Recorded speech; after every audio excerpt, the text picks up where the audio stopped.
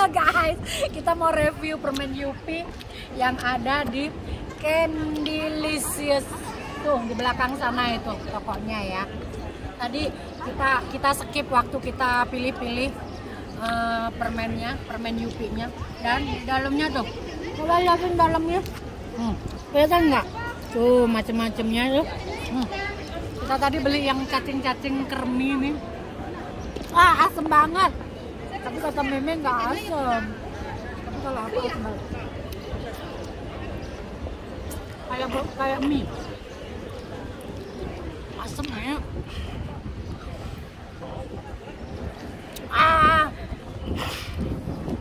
Yang nggak asem itu cuman ini marshmallow-nya ini nggak asem. Yang lainnya tuh asem banget. Terus yang ini yang strawberry ini nggak asem ini. Ini enak, aku suka. Kayaknya belum ngicipin yang ini ya. Coba ngicipin yang ini ice cream Yupi. Nice. Nggak ada asem-asemnya.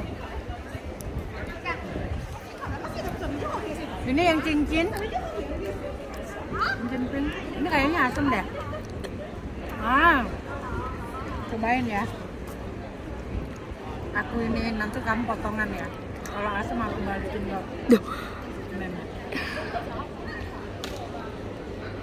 Ini ya enak. Tapi wangi banget kayak parfum. Rasanya wangi-wangi kayak parfum.